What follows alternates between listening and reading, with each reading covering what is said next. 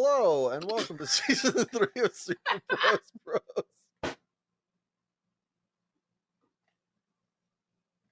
This is off the fucking rip.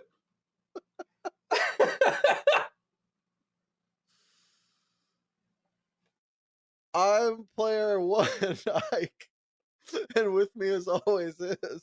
Player 2, Eli, and the potato chip Juno. This podcast is on YouTube, SoundCloud, and Spotify. You know, I did not, Gary Broldman. Are those the same places they could Like, comment, share, and subscribe? it sure is. Yeah, that's cool. Didn't think that would fucking send you into a different dimension. But, It was just the casual, hello. Like, just no pause, no nothing. Just like, fuck it, keep going. Keep the camera started, keep it rolling. we'll do it live. Yeah. Fuck it, we'll do it live. So we are back together after me being out of country for about a month now. Thereabouts. Actually, wait, hold on. Hot second. And my last day in country was the 23rd, so it's nearly a month since I've been back around. Yeah, It's been a hot moment. Hot moment was hot where I initially was in Amsterdam because they don't believe in AC. Or fucking the place we were staying didn't have a fucking freezer, which is weird. And oh my god, I didn't take a picture of it. It would have been so good given what we're going to talk about later in our episode. They had this weird convection oven thing that looked like a fucking vault from the 30s. It was so weird. It was like if you took, you know, those like flip griddle maker things that like especially did like waffles and shit, where you put it in, you flip it over, and you wait a certain amount of time, you unflip it. It was like that, but sideways. I know that doesn't make any sense, and neither did this fucking contraption that they had where a stove or a microwave should have been.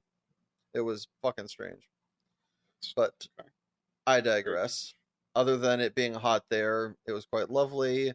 Luckily, it cooled down and got a hotel. Amsterdam's fantastic. I would recommend it to everybody that's out there. I'm not saying this is some drug fiend, although I did do one night. I did get high and walk around the red light district, which was fucking rad. Got casually. This is fucking amazing. I have never been so casually asked a question, let alone this question.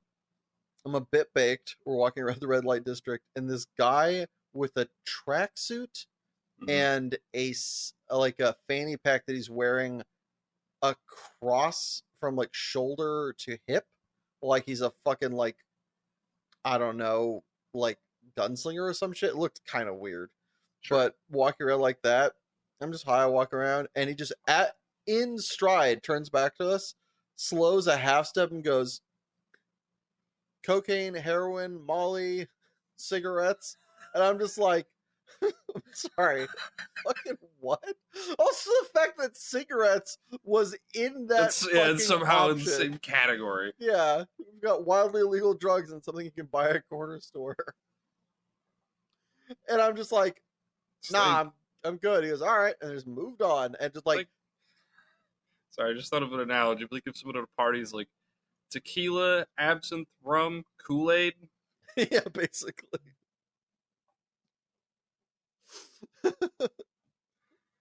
Got napalm, nitroglycerin, water. Like what?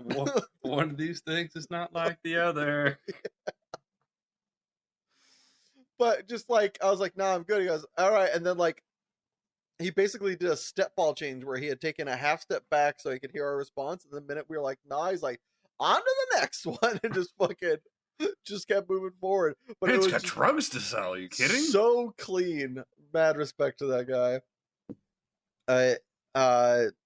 Dude, Amsterdam is awesome. The public Transit system was fantastic.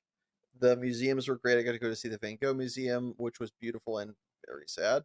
If you don't know, read about Van Gogh. It's a little rough on the 80s. But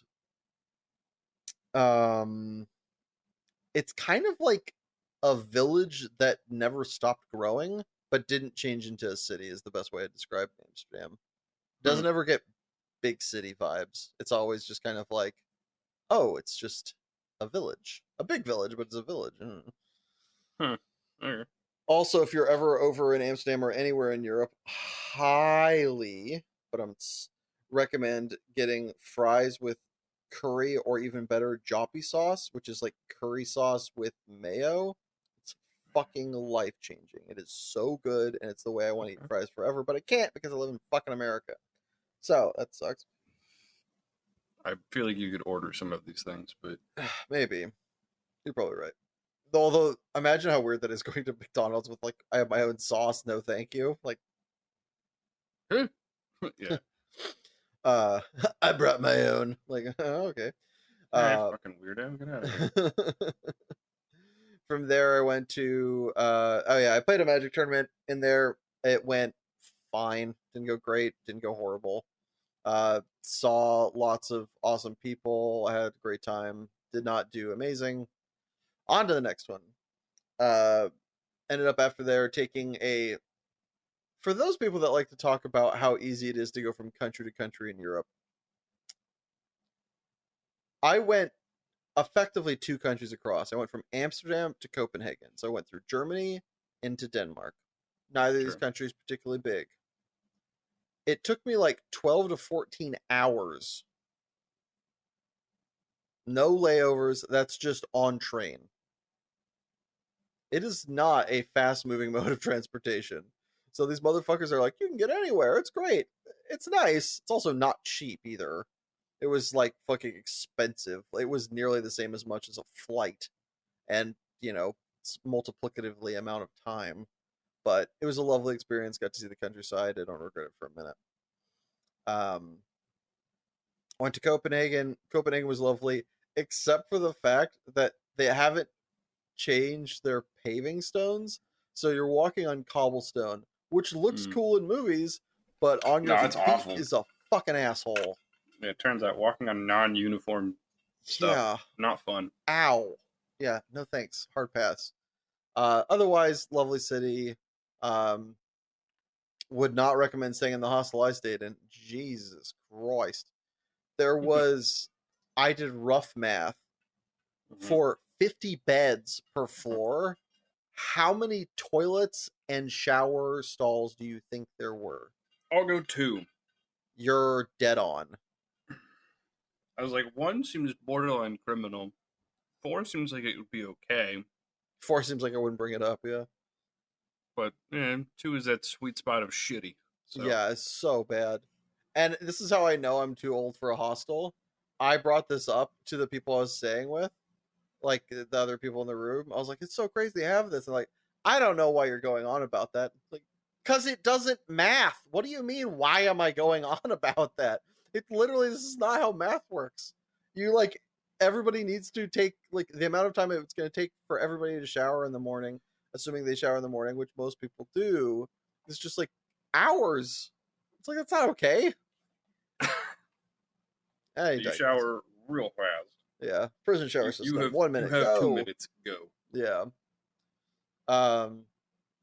After that, wisely, and I think in the perpetuity of time, I think I stayed in a hotel in Stockholm, Sweden, which I did not ever regret. Although, again, I forgot to take a picture. This thing was a fucking literal shoebox. It was so tight. It was like a sardine. It was kind of lovely. It was like a hug, but also like, damn, I'm glad I'm not a big guy. Like, it was like it would have been rough if it was a real fat guy. But really difficult. I see you. Walked around Stockholm. It was lovely. The food was great. The people were just so sweet. The vibes were fantastic. Could have stayed in the coolest hostel on the planet, though, so kind of missed out there.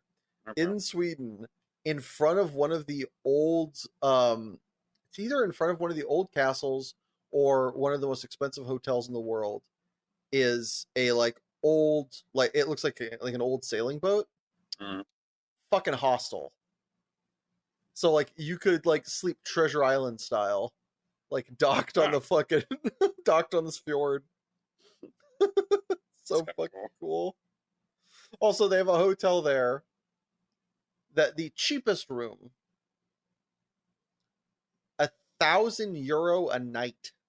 It's like, God damn. It's like they don't ask for credit cards, they ask for kidneys when you fucking rock up to this joint. Like, sheesh. This place is something else. If you have to ask how much, it's too much. Yeah. You can't think you have enough. You have to know. Yeah. And then from there, I went to Iceland to round out the trip. It was fine. The city was nice. It was chill. And went out and saw on my last day. I wisely got back to sightseeing, which I'd been kind of taking a break from because I realized after I'd booked this trip and was halfway into it, this trip was a lot too long. 3 weeks was a bit much, especially solo. So, lesson learned. But went out and saw this fucking fantastic waterfall and just had a lovely time. Also, there's a thing. The thing I was gonna say, shitballs. Ah.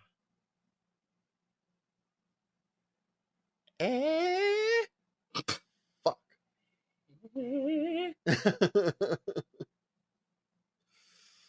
Oh, one of the most curious noticeable differences, given the fact that all the countries I stayed in spoke very good English, although I did feel a bit of a jackass constantly having like them being like, for dirty, and I was like, hi,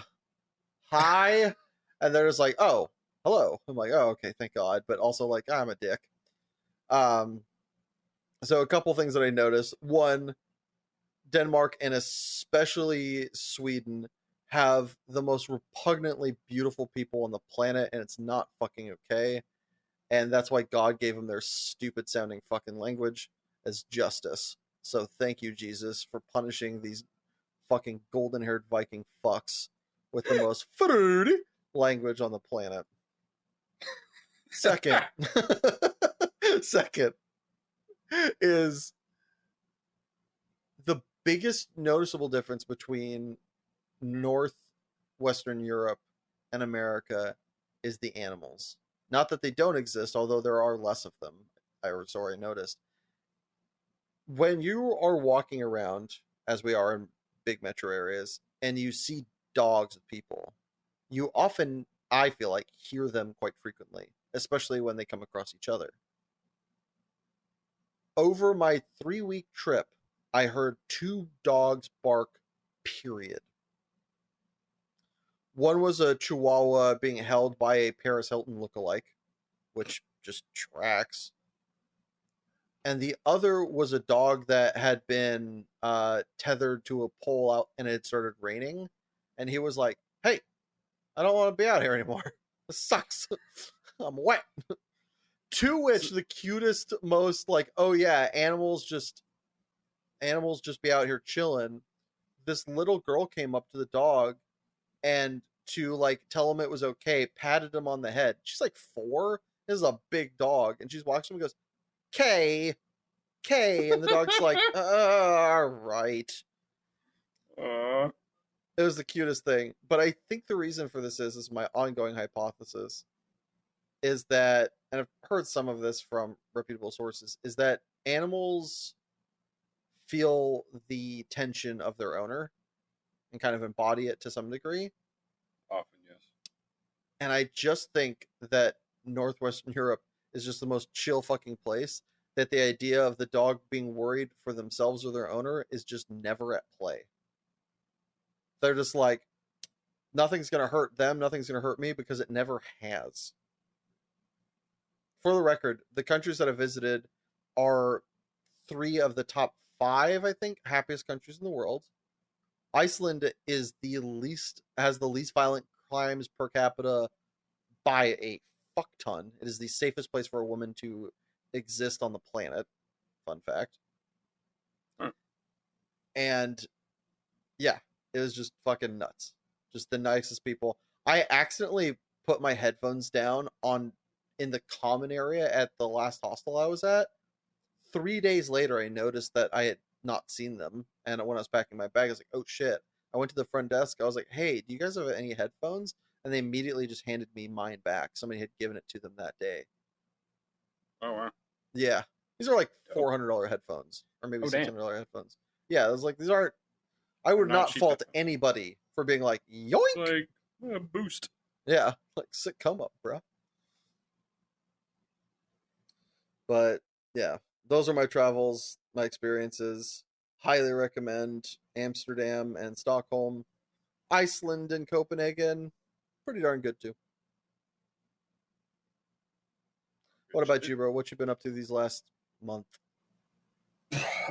So I went to Ostrom since you fucking decided to go to Europe. Hi. No, you're not. Yeah, I mean, no, nor should you be. But and that was honestly pretty good. It was a very different experience since I haven't gone in like 6 years. yeah. And I went without the standard social staples that I have that I've gotten very used to between either you or Artemis. Hmm. So that was different. Um, I ended up just kind of grieving a bunch, which is like kind of shitty. Great place Yeah, to fucking do it though. but also exactly like great place to do it. People were very, very pleasant, very supportive, which was very nice. Like it felt a little strange listening to some people talk because it felt dogmatic, and that doesn't sit right with me Hmm. in many ways. Yeah. But the one thing I could appreciate is that nobody was like judgmental or anything like that. Hmm. So overall, very good experience. I came home. I got picked up at the airport. I came back to Seattle. I got picked up at the airport and drove down to Oregon with other Eli. We went to Nicole's birthday party / fuck cancer party because she is cancer free. Woo! Yes. She has like 1 week of radiation left, or a few radiation treatments, and she is done. Hell yeah. Which great because apparently ass. Who knew getting Who would have guessed just torching your body with radiation isn't fun? Who could have foreseen? So excellent, and that was fun. I was glad when kind of the party cleared out a little bit because there's so many people in a house. I'm like, it's 1,000 degrees upstairs. Oh my god. And then it got down to like 8 people for a while, and that was really fun. And Eli got along great. We stayed the night, left the next morning. I finally got home. I had this terrible fucking sinus infection, and basically just my voice got super deep, which was awesome. I sounded like Shere Khan. Nice. It was incredible. And so I took a day off. I told my boss Monday, in part because I'm like, I've been around people for a week solid. I don't want to see or hear from anyone tomorrow. And then I felt miserable, and I'm just like, easy. We take the day. And then Tuesday, I worked from home. My boss is like, okay, I need like little like I don't know. And then I came into work Wednesday, so he could hear me talk. He's like, oh my god, you sound like a cartoon character. I was like, I know. He's like, okay, please go home. I'm like, yeah. So I still have like this dumb residual cough and just a runny nose. Like otherwise, I feel fine. Just super frustrating. And the last week has been pretty normal. I went on a date with somebody and had the bluntest like the exact wording was, "This was fun. I don't think I want to do it again." Damn. Fair. Respect the honesty. Yeah, like you know what? I cannot It's such a say weird thing to that say. I'm living in indecision. Yeah, I appreciate that as someone who's back out in the dating pool, but I feel like you could couch like I don't. It's the like this is fun. I never want to do this again. It feels something about that feels I mean, disingenuous. no, I get where they were coming from because like we were just fundamentally different. Yeah. Like they were like a fucking not wild person isn't necessarily right, but like they had spent time where they lived off the grid. Yeah. They were very like redneck isn't quite right, but like it somewhere along they were they were industrial fishermen. Redneck isn't quite right. Quite Might be right. one of my favorite descriptors of something. Like, I mean, they'd spent time off the grid. They lived in the fucking woods. They had a cat they just let out to go hunt squirrels and shit. They spent time as a fucking like commercial fisher person. It's like okay, Yeah. like just fundamentally different. Whereas I'm like, I play fucking like I'm excited to go to Canada and play video games with the guy for 40 hours. Like you know, we're just fundamentally different. It's like fair enough. No, I think I'm a fan of the being direct. It's I think it's arguably a family trait for us, really, but it's the this was nice. I never want to do it again. It's just like such a funny coalition of thoughts. It was a little peculiar, but like I totally got where they're coming from. Yeah. Like, okay, that's fair. That's reasonable. So, otherwise, I went out to a beach with Eli earlier this week. It's like a little grass beach on Lake Washington by their place. Which, that was really nice. That was really pleasant. Holy fuck, Lake Washington is rocky as hell when you step into it. Oh my god. Need to come with those swimming shoes, do you? I get it's like fucking gravel. Like swim, bitch. Seriously, it's just like. But the problem is when you're in waist deep water, it's hard to swim. Like no, I know. I feel like that's something interesting callback. When we used to go camping with our dad, mm-hmm. and our father always liked to camp near water sources. Yeah. And I occasionally would go swimming. The water was so disgusting, and with like all the shit that was on the bottom of the lake, because lake in national park. Yeah. So I got used to swimming in those circumstances just because holy fuck, did not want my feet to touch the bottom of those disgusting lakes. So that's something that I actually probably still can do out of just sheer fear of ew. That's hilarious. Yeah. Let's see, but otherwise, I have been playing fucking League of Legends made a game mode just for me, it feels like. They really did. They really did. It's terrific. I love fucking swarm games like Vampire Survivors. They made like their own little mini game for it. It's surprisingly well fleshed out. So I've been having a lot of fun with that. And like I said, next weekend I'm going to go up to Canada to chill with my buddy Nathan, also known as Hybris, and play far too much Path of Exile when they drop the new season that comes out on the 26th. Yes. So something that we both did that I realized we haven't said over this time is we both watched Fallout. To be fair, I watched it just before. Shut up. Okay. You're ruining the bit. Okay. During this last month.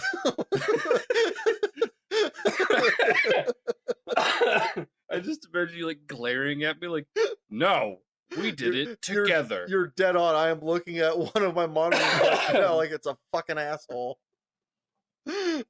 So we gave you this gift together, right?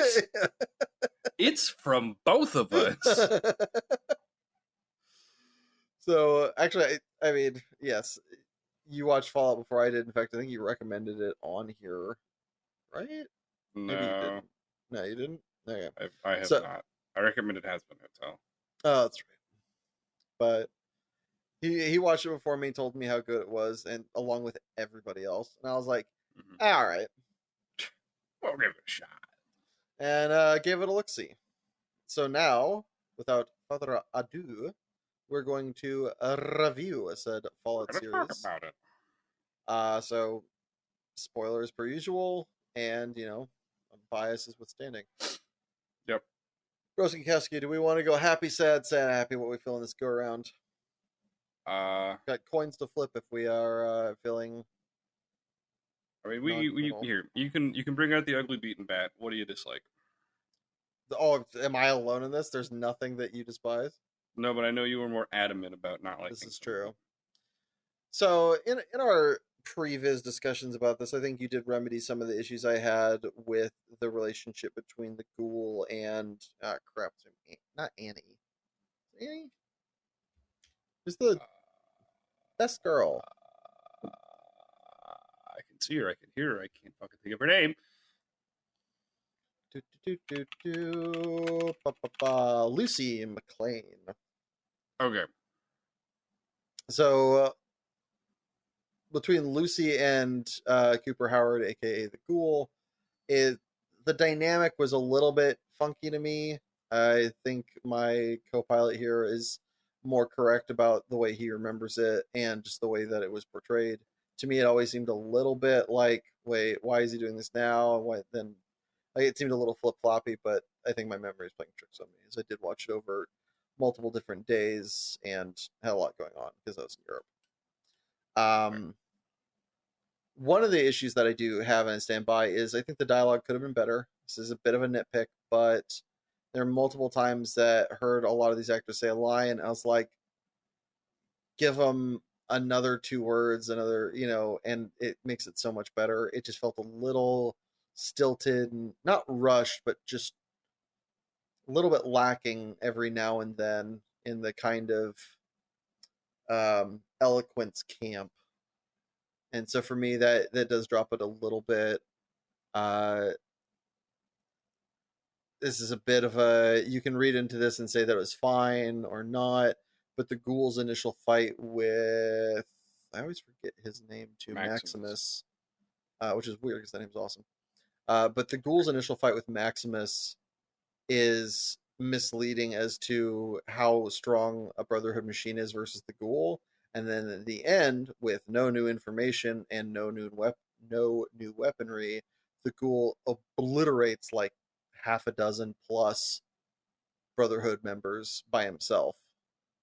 Granted, you can say it's in the dark, but also like, I don't know, they're wearing suits and shit, so it's like kind of sure. I think that's fair. I think you can make the somewhat ameliorating argument that he's like clearly having fun and just laughing. This is quite true. However, I mean, he's kind of fucking with the guys at the end too, a little bit more. I mean, he seems very much business. He's like, can I still do this?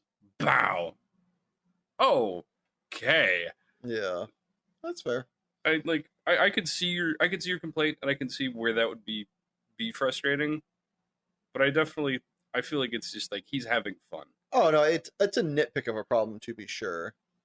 One of the other aspects is the timeline, and this one I'm kind of hung up on, and I think there's a lot of.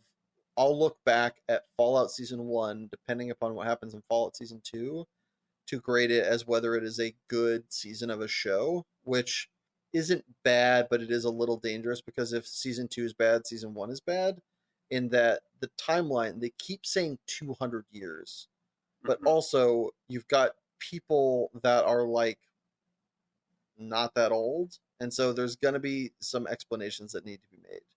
They aren't particularly impossible, but they're going to need to take place at some point. And at the moment, it could be good, it could be bad. I'm not a big fan of leaving something that much open to speculation. I think I would have liked a little bit of info dropping at some point. I'm assuming your big one is Moldover. I mean, Moldover or fucking McLean. He was in a cryotube. That one we know. When did they say that? Everybody from Vault 31 is in a cryotube. Oh, you're talking when they go over there. Yeah, when he goes over there, all the people are in cryotubes. But I mean, he's not there anymore. Holy shit, Isaac. Yeah, correct. So when did he Okay. leave the cryotube? When they thought okay. So in Vault 33, they have like the whole expression of um like when it's glum, vote 31, Yeah, because they have people transfer between vaults, right? yeah. To make sure that like basically you don't end up inbreeding. Okay. Everybody in Vault 31 is part of the Buds program. They're all frozen. So when they need to transfer a person in, they wake one up. They thaw them out. Got it. And this was something that was kind of, this is another one of the things for me, is the, and maybe it's just my smooth brain, I don't know, but the complexity and the non-explained the non-explained aspects of the vault system and why they are so treacherous in vault when it's involving a Norm and him like snooping around. It definitely feels, you get like, everybody knows that something bad has happened, like as an audience member at the end. But I think to the degree that you're saying, I'm not sure it's as obvious as it was to everybody else as it was to you. I think the way they handled it was a little bit too veiled and I hard disagree on this point. Like okay. the whole side story for Norm, where he's Mm, looking into like Vault 31, yeah, like it's, and there's even the little explanation with the fucking brain on the Roomba that Vault 31 is literally his experiment. This is his vault to play with. And so he's seeing if he can manage the trio super well. And so everyone in Vault 31 is from his program because he believes in the power of good management. I understand. But Okay. what that explicitly means, I think, is to some of us, at least my smooth brain, is open to a little bit of interpretation. And I don't think is very clear cut. And given the kind of world building, I wish it was a little bit more. I still think it is really good, but the way it was gone about was a little meh. I Also, I so hard disagree. I hard sure, disagree with you on that one. But okay. yeah. I mean, a lot of this is basically a perception check. So maybe it's just you got it better than I did. Stop rolling that ones, Isaac. I'm I'm gonna need you. trying. I'm gonna need you. What is perception? Is perception intelligence? Hey, get fucking stop having 8 int. Come on. Um, The other one is Moldover being alive and in as good condition as she is, given the fact that she should be 200. sure. Moldaver, I cannot explain yet, but I'm willing to give it the benefit of the doubt that there will be a reasonable I think explanation. there will be, but like that's something I'm again, season there's aspects that of season 1 being good or bad that are going to be dependent upon season 2. Sure. And that is what it is. Um the I think it was well done. It's still, there are things that I found annoying, but I think they were well done. It didn't mean that they didn't bother me. And that was the brotherhood and the naivete of basically every fucking person that lived in the vault. I know that's what they're supposed to do, but Jesus Christ, that there were times where it got a little hard for me to withstand on both ends. Especially regards to Maximus getting the amount of do-overs, given how harsh the punishments are supposed to be. It felt a little bit like they were kind of giving him outs unnecessarily, but that's I can kind of see that one. Like I didn't really feel the same way about it, but I can see where that's frustrating. yeah. Sure. Um, but other than that, I don't know what bad ones do you see? I guess maybe this will cue me in on some that I've forgotten.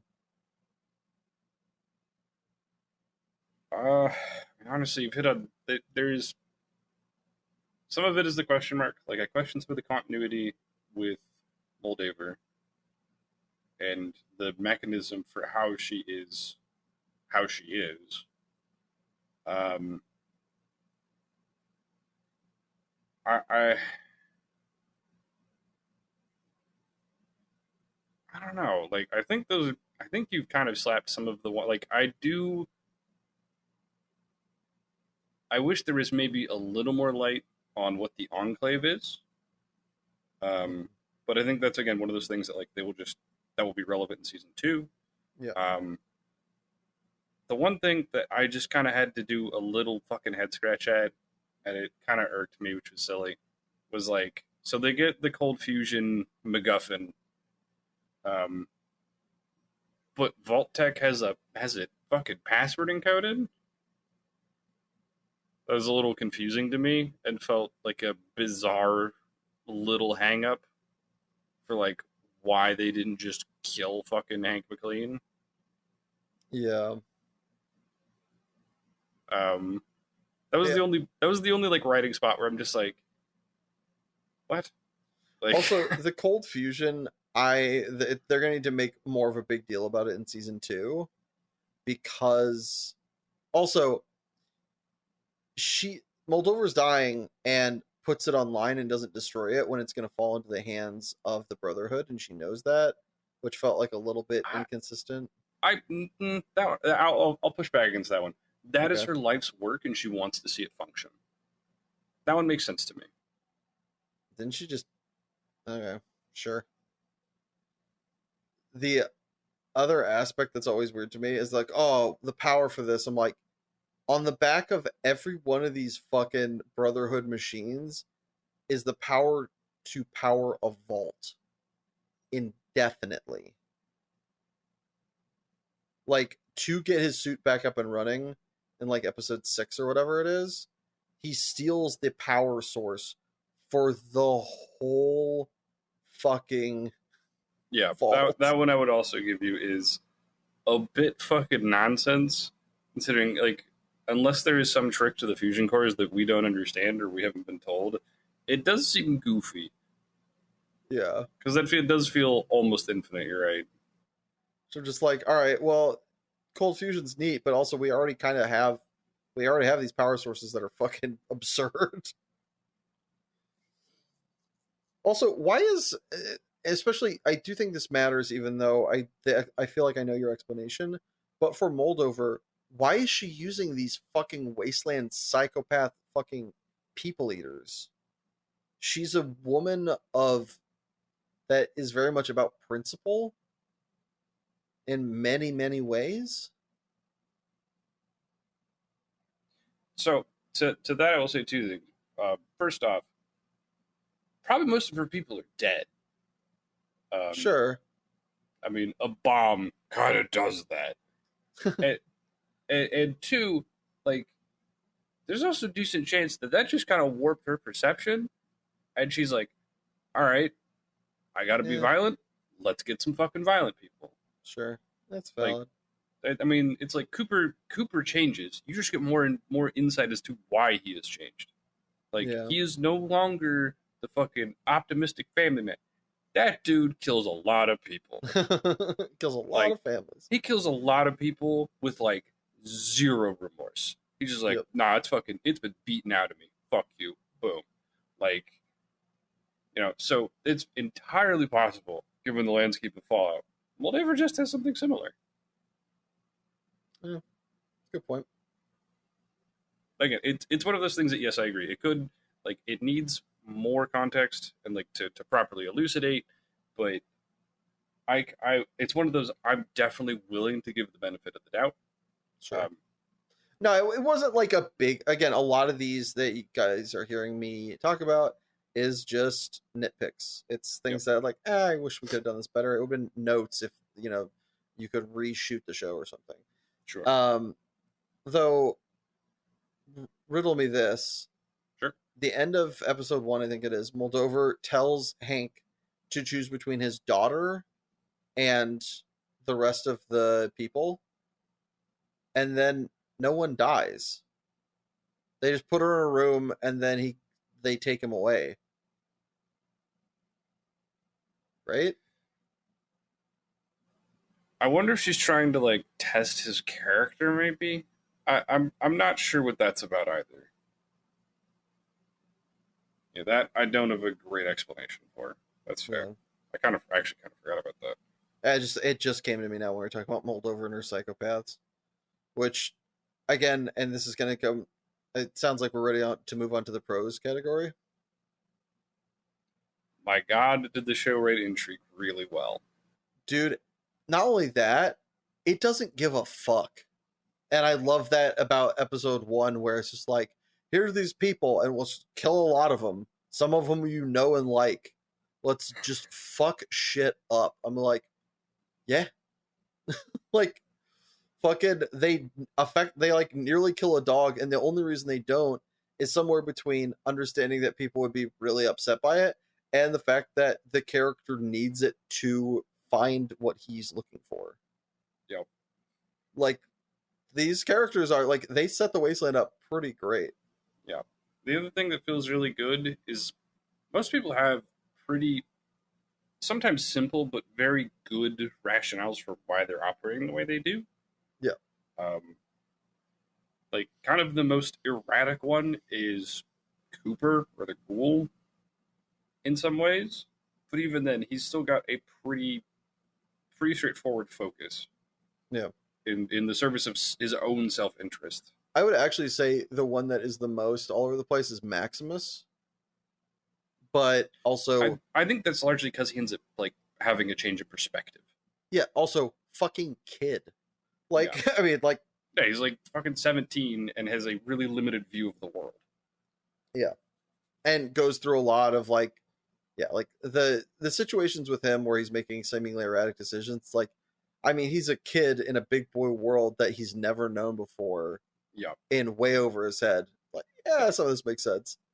The only time where it's a little bit goofy, but I think it's trying to show the disparity between the two worlds is when he's in the vault and he's just like eating caviar and just like living the high life. He's just like, oh my god. Yeah, he's like, I kind of don't want to leave now. Maybe I do deserve to be pampered. Like, yeah, I love that scene. He's just like just fucking chilling, eating pop. He's like, we don't need to leave. This is awesome. But yeah, I think the only other person that I'm like a little screwball with is the guy who runs the Brotherhood. It's like, what does he actually fucking want out of people?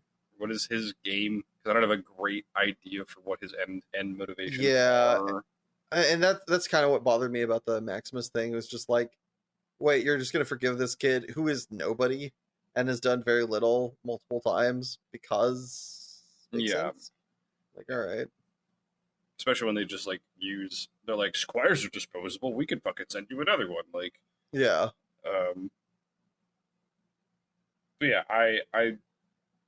I really like the. It's always dangerous, I feel, to do a show before and a show after. And I really like the way they showed a lot of the dominoes getting stacked up for Fallout to really take place with Cooper before, and then you get to see his after, where he is the Ghoul. And it's really interesting getting to see why he is now the Ghoul versus why he used to be, fucking family man, great, optimistic dude, etc. Like, it's hero, really cool to believes see in the that goodness change. of people. Yeah, it's fucking awesome. I love the way it does intrigue with like the kind of conspiracy behind Vault Tech. I really like I the kind of pin drop moments are so good, like where he's so optimistic that his wife will do the right thing and then she just fucking doesn't. Yep. It's just the reveal on Hank being from the past is so cool. The reveal of Vault 31 and the conspiracy behind it is so cool. Like, there's just They're Personal, really well set up. personal favorite is Matt Berry's backstory as Mr. Handy, where he meets him poolside. He's like, oh yeah, I sold my voice for like $100,000, Oh yeah, and then he's the fucking chop bot, where it's just yeah. like, I thought we were gonna like just like no, that's I'm just disgusting. here to harvest your Your organs. organs. Matt Berry also has one of my favorite voices currently in television, and having him be a fucking chop bot was fucking rad. Outstanding. I yeah, that was a great bizarre cameo. It was so fun to hear him as the chop bot and then just see him before. It's like, oh, that's why it was his fucking voice. Oh, Yeah. okay. And they didn't need to do that, but it's like such great No. tie-in. It's fantastic. Also, the fucking, oh my god. So the visuals in this, only in this timeline that we currently live in, could we get a show that looks like the video game where it doesn't feel like weird and ugly or campy. It's such a good representation of the game. Yeah. And it looks so fucking beautiful. From what I've heard from people who actually played Fallout, there's so many great little it does what Arcane did, where it had the Easter eggs, and if you knew what you were looking for, you'd spot them. Yeah. And if you didn't know, you really weren't missing out. The show still rocks. And it towed that line where it wasn't in your face. Yeah. But like it's still very clearly Fallout. Like the only I thing feel like that's the best way to do fan service too, 100%. is do faithful to the material to the point where everybody's going to understand it, played it or not. But then you have Easter eggs for all the fans who can geek out about it, but none of the other people are like, well, I don't get it. Why? Like, because that was one of the issues, as I understand it, one of the many issues with the World of Warcraft thing. It's like, if you were a fan of World of Warcraft, you didn't get nearly as much out of that movie as someone who did. That being said, the people who did were furious because they fucked it in a bunch of different other ways. Trashed their own lore, but that's another topic. Yeah, like apparently there's some bizarre there are some differences between like the game's timeline and this timeline. Like apparently the reveal of New Vegas at the end is a little wonky, and people aren't quite sure how it ties in necessarily. So, but I don't know. The only thing I knew that I recognized Easter eggs from is the scene where he is shooting up the town. Is very much shot to look like VATS in the game, which is basically like a kind of almost a slow-mo power where you can like shoot, like you can target and shoot, and it will pan the camera behind stuff as like bullets rip through and gore sprays everywhere if you hit. Which, like, it's absolutely, if you go look at VATS, like someone playing Fallout 3 or Fallout 4 and using VATS, and then watch that scene, it's like, oh, it's that. Yeah. Okay. Also that's looks fucking sick as shit. It looks awesome. The only other Easter egg that I know that I spotted or heard is they call the dog meat. Because he says, like, come on, dog meat. And that's what the dog is named in, I think, Fallout 4. Dog meat? Dog meat. It's the German Shepherd that follows you around. It's just dog meat. Don't you know? Yeah, like apparently there were way more.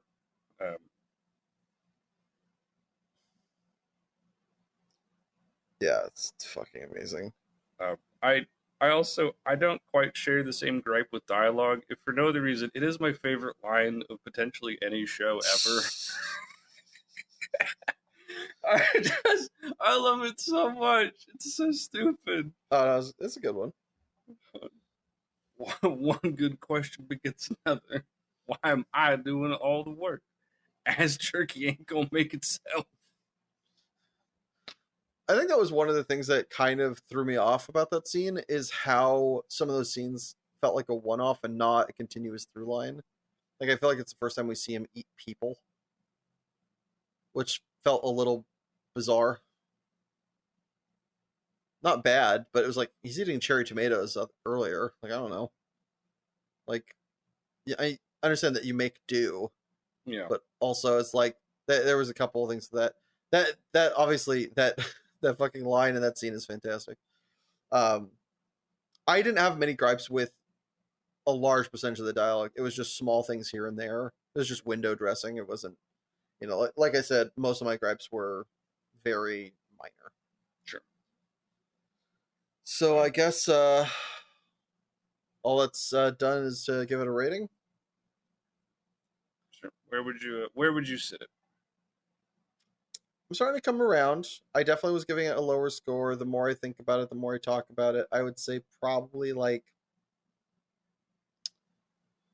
7.5 out of 10. Okay. I am more optimistic on it and hyped on it. I would give it more like an 8.5 to 9. I really enjoyed it. Oh, Hell yeah. I do need to add one other thing that I thought the show did really, really fucking well.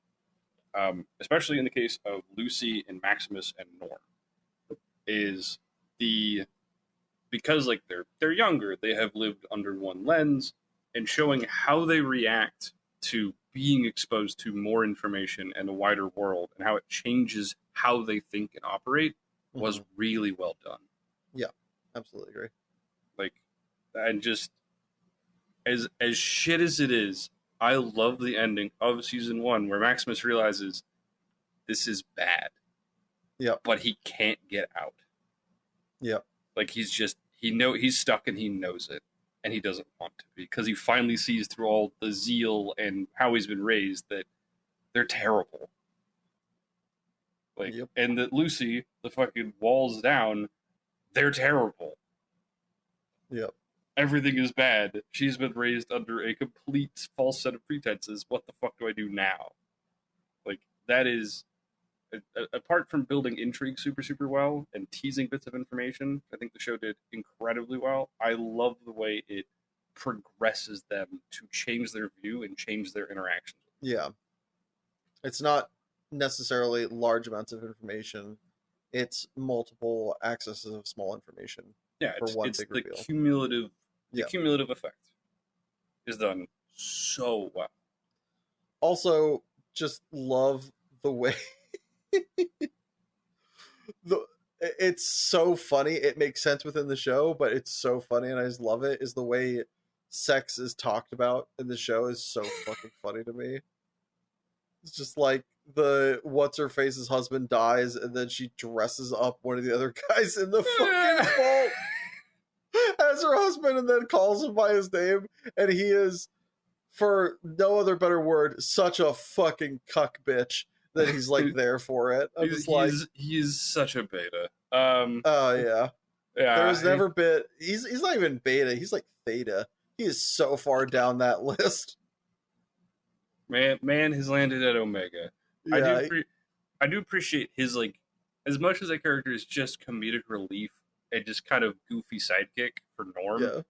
I appreciate his one real moment of lucidity that kind of nudges Norm, that he realizes he's in the wrong spot. He's like, we're all cowards. We live in a vault. Yeah.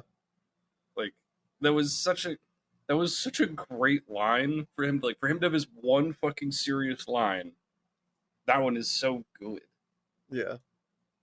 Also, still love the first, like, when, what is it, like, Lucy's gonna meet up with her future husband or whatever, sight unseen, which, sure, why not? Let's reverse in time. And he, like, doesn't want to open the door because he wants to fuck his cousin. Yeah. He's like, we did that stuff before, but we can't do it anymore because we're cousins. I'm like, it's not a sustainable model for procreation. Yeah. It's so clinical. It's so clinical. It's so fucked. I mean, also, everything about fucking Lucy is so clinical. Just okie dokie. It's fucking. Yeah, oh my god. The plucky, bizarre attitude she starts with. I mean, the fun side by side is her episode, the start of episode 1 versus the end of episode 8. Yeah, is fantastic. Crazy different. Yeah, and it's so earned too. Yeah, and it doesn't feel hokey.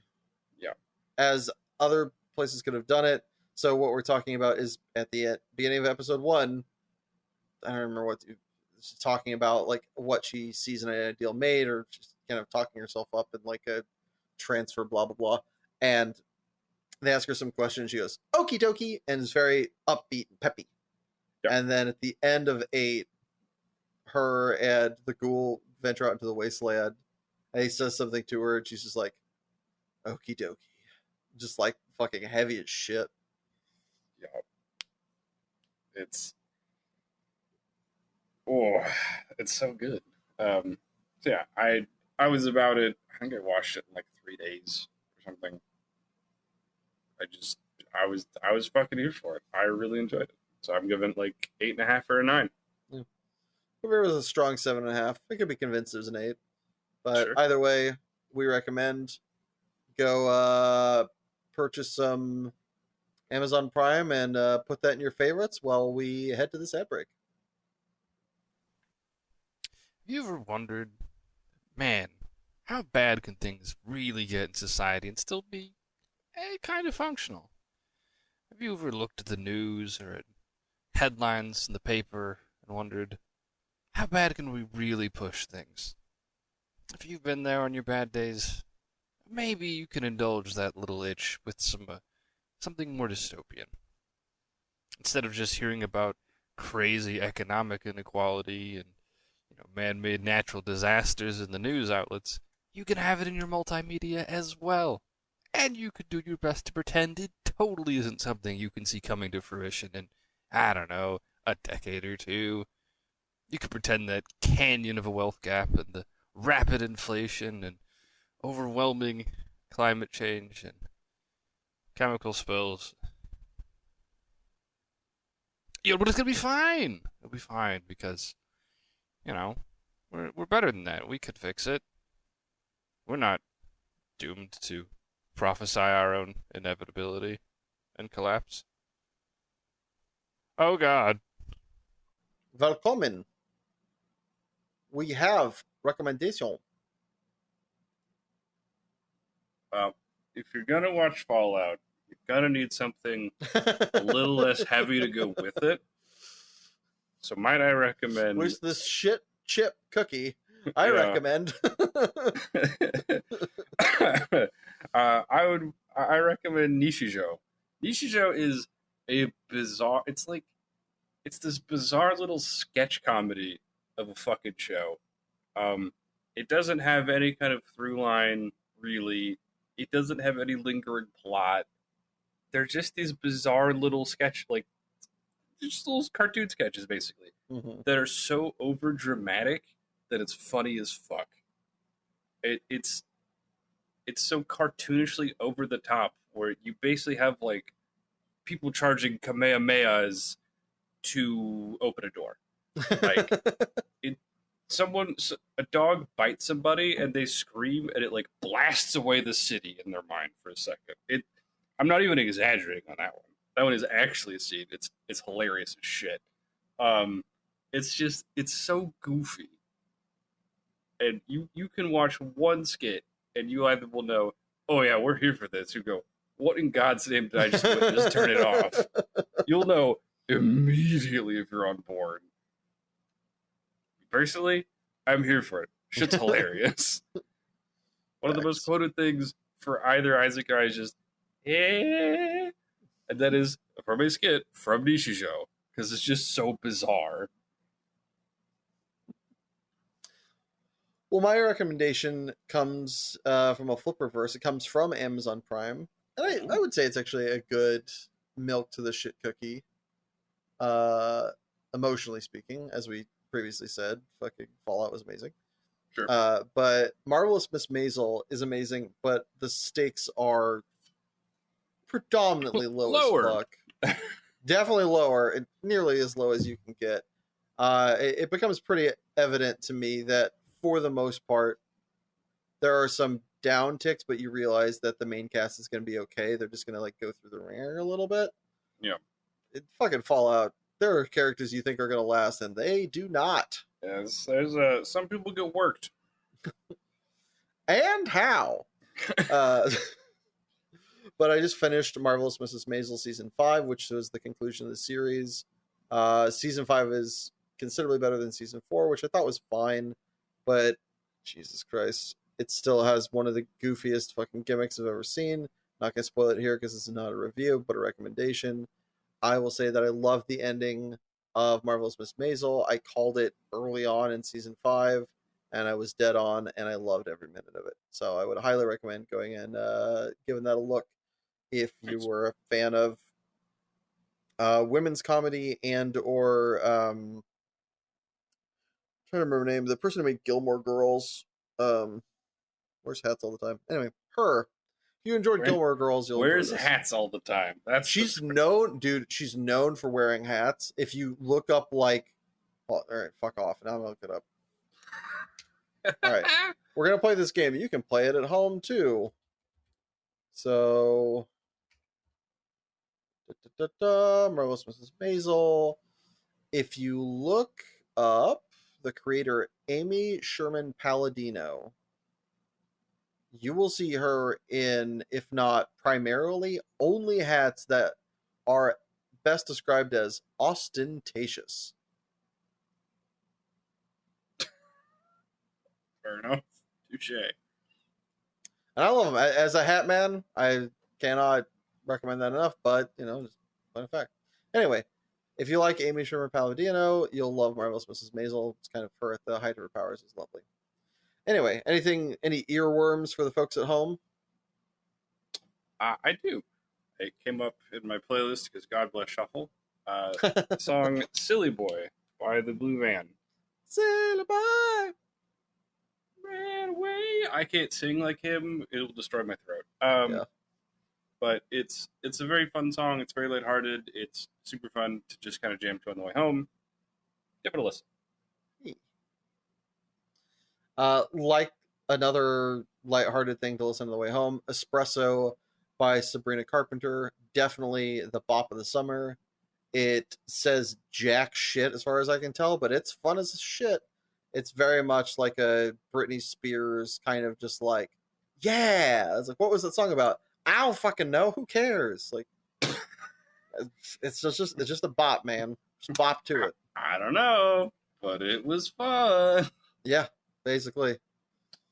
She could be talking about selling drugs to kids. I have no fucking idea. She keeps saying espresso in the most sexy way to mean something other than coffee, and I don't fucking get it, but I am here for the rhythm. I don't know, you just made me think of the fucking, there's like a Gabriel Iglesias bit where he talks about why like Spanish TV is so bizarre and soda commercials the worst. Just like some lady grabbing a Pepsi. Ay, Dios mío. Pepsi. I gotta get a Pepsi. All right, and to close out this episode, it wouldn't be an episode of season 3 of Super Pros Bros if we didn't have a quip off. What we quipping off today, Broskinkowski? We got a fucking classic and one of my favorite forever shows. We're doing Futurama. I think it's the show with the most educated writing staff. That or Simpsons, which I mean, hold over, but same writing staff. Yeah, but like the amount of like PhDs Yeah. to episodes is outrageous. Anywho, 2 minutes on the clock. You ready? Let's do it. Hit me. Good news, everyone. Bite my shiny metal ass. I don't understand evolution, and I have to protect my kids from understanding it. Hey, sexy mama, want to kill all humans? You can't just have characters announce how they feel. That makes me angry. I don't want to live on this planet anymore. I can't believe that everyone's just ad-libbing. Shut up and take my money. To shreds, you say. And his wife? To shreds, you say. Oh, what is it? Young lady. I'm a doctor of humans. Now pick a mouth, open it, and go. The whole world must learn our peaceful ways by force. This is the worst kind of discrimination. The kind against me. I find the most erotic part of woman is the boobies. You know what the worst part about being a slave is? They make you do all this work, but they never pay you or let you go. That's the only part about being a slave. Well, I might be a little intoxicated from the mule kick this morning, but if anything's like the average tree, you can count the rings and see how old he is. I wonder who can count that high. He's 4. 5. He's 5. He's 5. Let the feast of 1,000 hams begin. Scruffy's going out as he lived.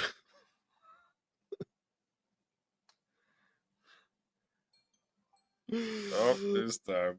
Should have done more Scruffy. I love doing the Scruffy voice. It's so satisfying. Why do you own so much? Scruffy believes in this company. Scruffy believes in this company. Oh shit. With 1/6 of gravity, 2 could work and be lazy at the same time. It's like being a voice actor.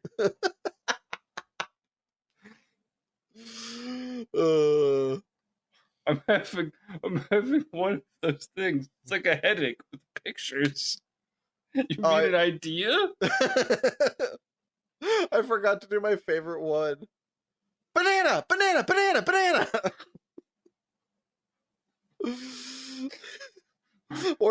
I'm not as smart, but I'm happy this way. I think I'm gonna go to business school. No! I think it's in that episode where Farnsworth is like, why? Oh, why didn't I break his legs? Yeah, it is. Oh, such a bad No, your dad was at the punch bowl. All right. Well, as we close out this episode, thank you for tuning in. And if you enjoyed this, please feel free to like, comment, share, and subscribe. But don't forget, new episodes of Super Pros Bros come out the 1st and 3rd Saturday of every month. Bye.